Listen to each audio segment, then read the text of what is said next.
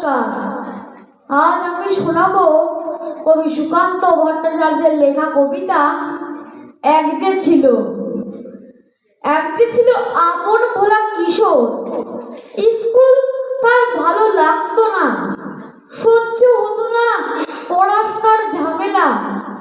আমাদের চলতি লেখাপড়া সে শিখলো না কোনো কালে, অথচ সে ছাড়িয়ে গেল সারা দেশের সবটুকু পাণ্ডিত্যকে।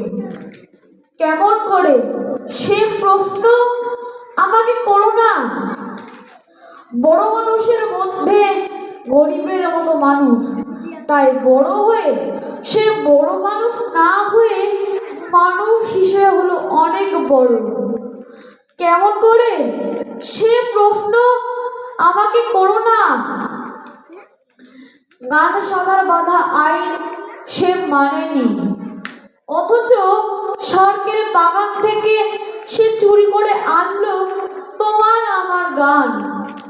কবি সে, ছবি আঁকার অভ্যাস ছিল না ছোট বয়সে, অথচ শিল্পী বলেই সেই পেল শ্রেষ্ঠ শিল্পীদের সম্মান।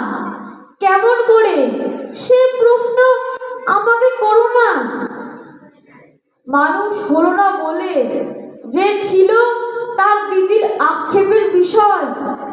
অনেক দিন অনেক বিদ্রুপ যাকে করেছে আহত, সেই একদিন চমক লাগিয়ে করলো দিগ্বিজয়। কেউ তাকে বলল বিশ্বকবি, কেউ বা কবিগুরু। উত্তর দক্ষিণ পূর্ব পশ্চিম চার দিক করলো প্রণাম।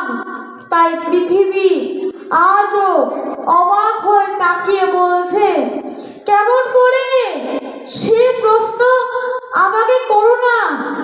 এই প্রশ্নের জবাব তোমাদের মতো আমিও খুঁজি। নমস্কার। বাহ, খুব সুন্দর।